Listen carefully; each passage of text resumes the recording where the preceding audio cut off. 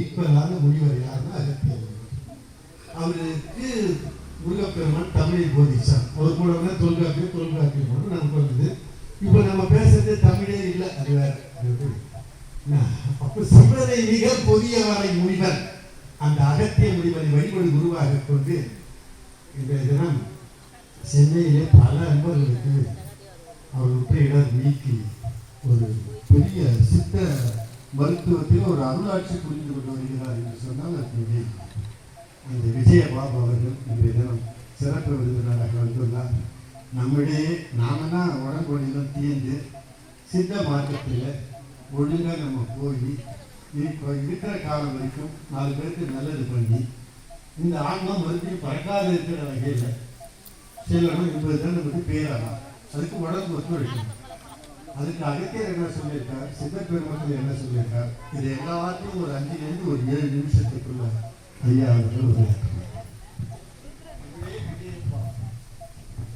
என்னாருடைய சிவனையை போற்றி எண்ணாத்தவர்க்கும் நிறைவா போற்றி எல்லாம் இறைவனின் திருக்கோயிலும் இந்த சதா ஆனந்த சித்தருடைய இந்த ஜீவ சமாதியில் ஒருங்கிணைந்து அந்த சித்தருடைய அருளை பெற வருகின்றிருக்கிற உங்கள் அனைவருக்கும் அந்த சித்தருடைய பரிபூர்ண ஆசி உங்களுக்கும் உங்கள் குடும்பத்தில் உள்ள அனைவருக்கும் கிடைத்து நீங்கள் அனைவரையும் பரிபூர்ண நிர்வாக வாழ்க.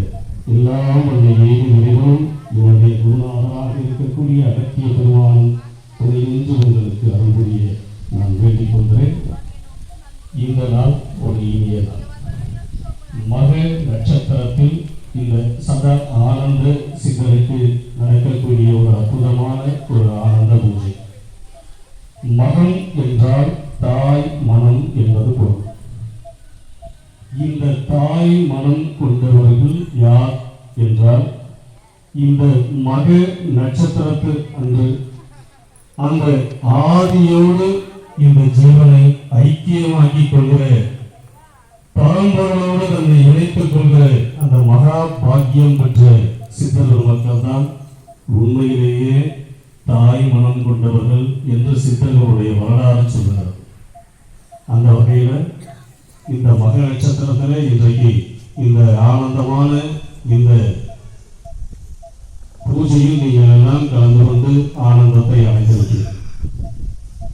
பொதுவாகவே கோவிலுக்கு சென்று வழிபடக்கூடியது என்பது வேறு, ஜீவ சமாதிகளுக்கு சென்று வழிபடக்கூடியது என்பது வேறு.